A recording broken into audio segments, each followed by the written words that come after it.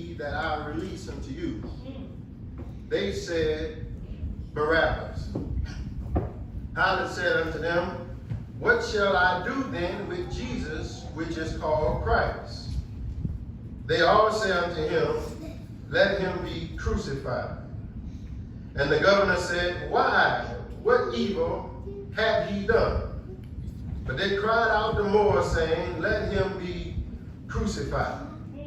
When Pilate saw that he could prevail nothing, but that rather a tumult was made, he took water and washed his hands before the multitude, saying, I am innocent of the blood of this just person. See ye to it.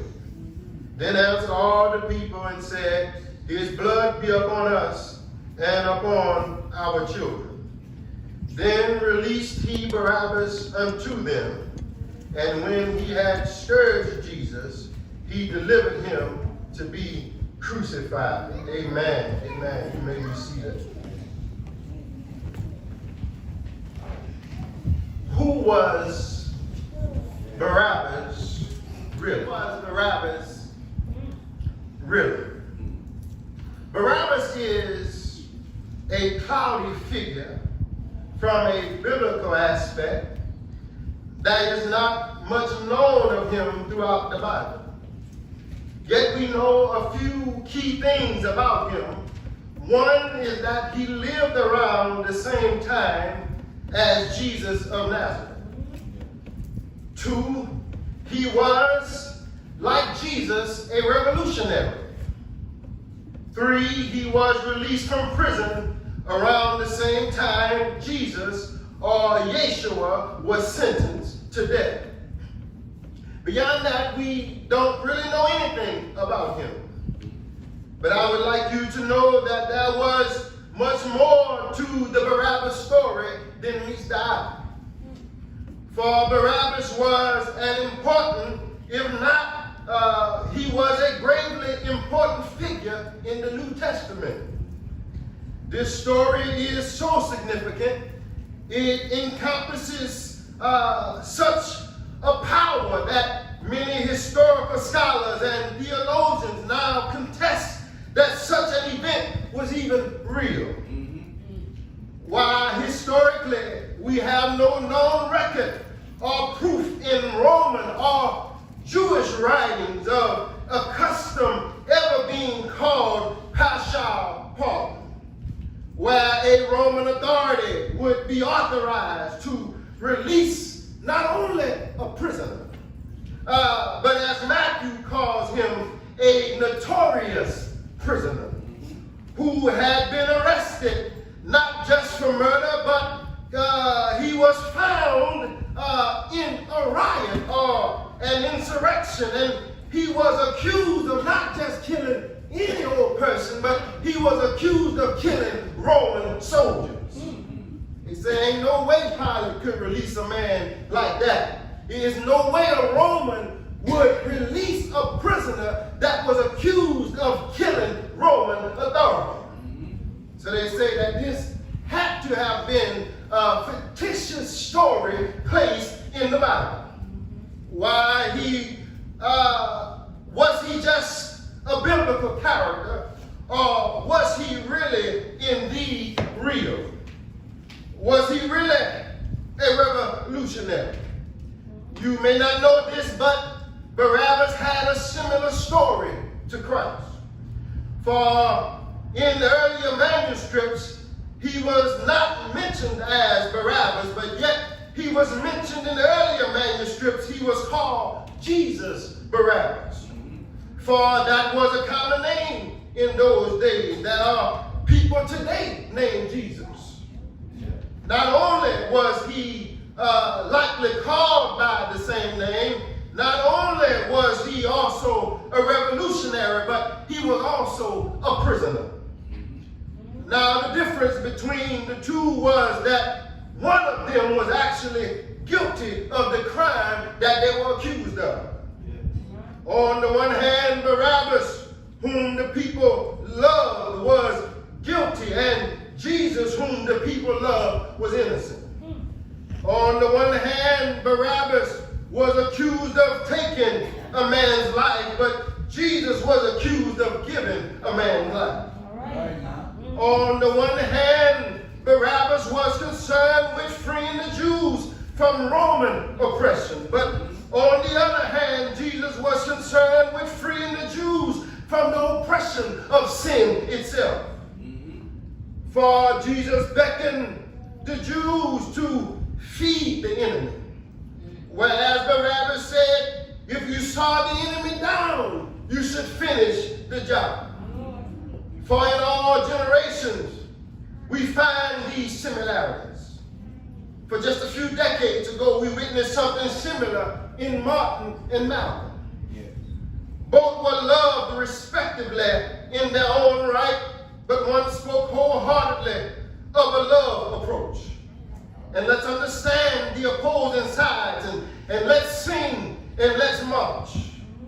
Whereas Malcolm was a little more embodied, or a little more embodied the Barabbas approach. Malcolm declared it was time to stop singing and start swinging.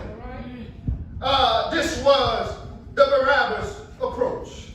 This approach, no doubt, speaks to many people, and no doubt Barabbas was loved by the people, for they were tired of being run over by Roman rule. They were tired of asking for handouts. No doubt they dreamed of a free Jewish people. And Barabbas was willing to fight for that freedom. I'm trying to paint you a picture of Barabbas. A man loved and respected by the people. But if I had a choice, or if I had to choose with what I know about Barabbas, if I had to choose between Barabbas and Jesus, I believe Jesus should win every time.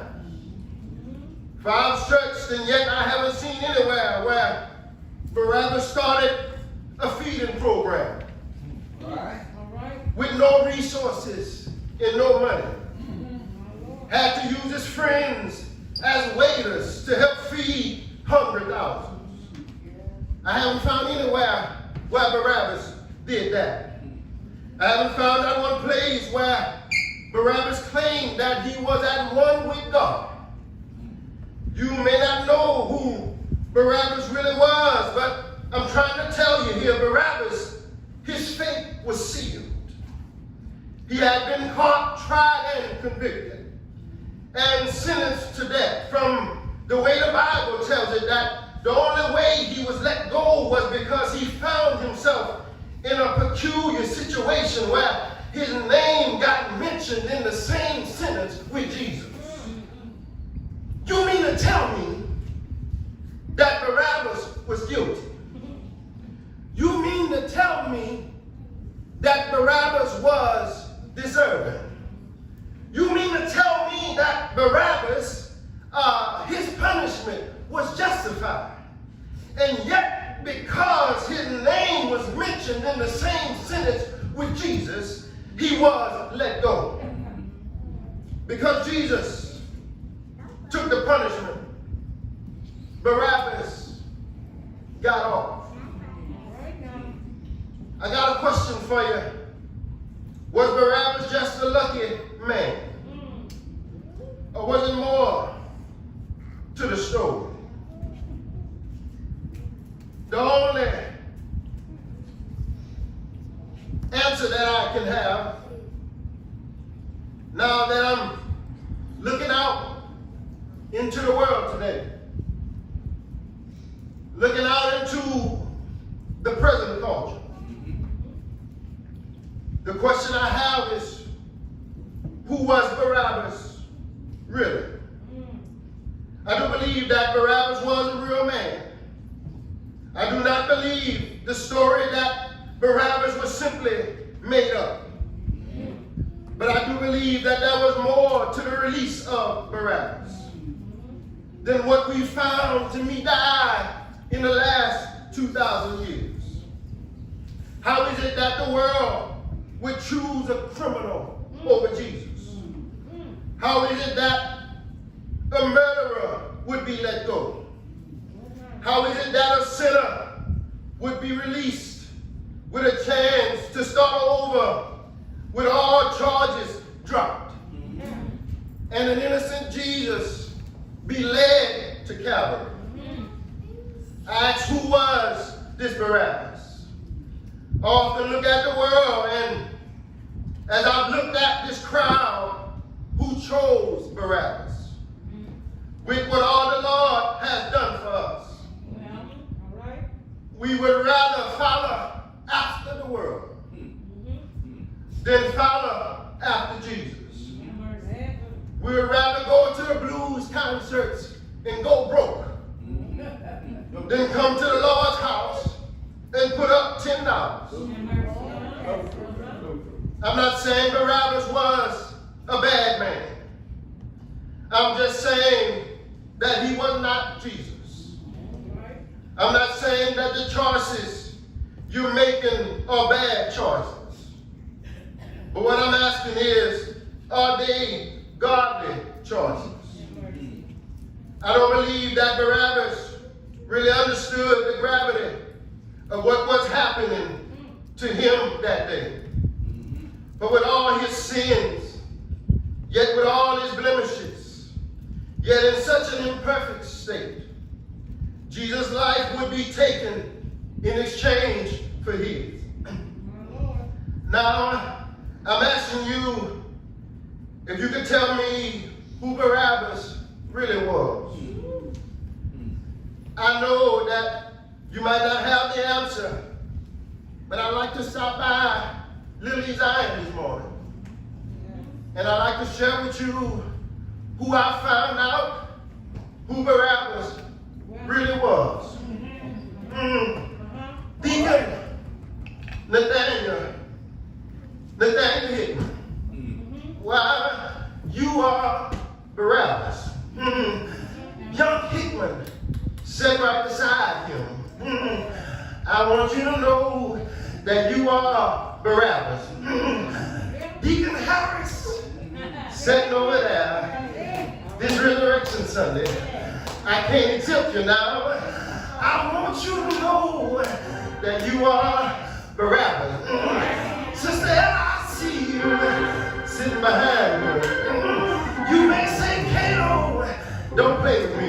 I'm a woman. Barabbas was a man. You can't tell me that I am Barabbas. Sister, I'm sorry. I gotta tell you now that you are also Barabbas. They took my Lord and let you go. Oh yeah. Sister, I see you dressed in white. I want you to know that that was 2,000 years ago. You would also be Barabbas. I've been sitting here pastoring this church for a few months now. And even I can't get away. I try my best to be like Jesus, but I found out in my sin. I found out that I too, I am Barabbas. It should have been me. I should have paid the price. It should have been me. All the sin I've done. It should have been my hand stretched on Calvary's cross. It should have been my blood poured out on Golgotha, a place known as Summer. We call Calvary